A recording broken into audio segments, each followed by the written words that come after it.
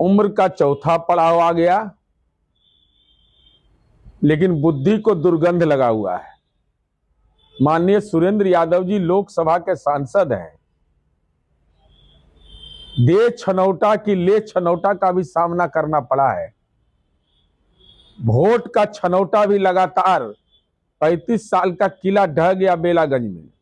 एक विधवा महिला से चुनाव हार का सामना करना पड़ा, उपचुनाव हारे, चुनाव हारे। अब अगर वोट नहीं मिलता है तो आपने उस समुदाय के लोगों को ठगा है।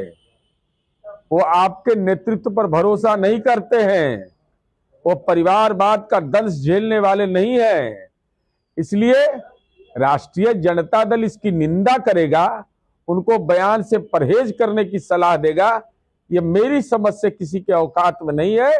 चूंकि धन बल है, तो जिसके पास धन बल रहता है ना, उसके सामने राजनीति में उस दल का नेतृत्व बकार भी नहीं निकाल सकता है। लेकिन महान जनता है जो छनौटा का तो इस्तेमाल कर रही है। वोट का छनौटा देते रहिए, ये लोग को राजनीति के कौमा में ये लोग जाता रहेगा और भाषाई लंपटे ये सब का चलता रहेगा।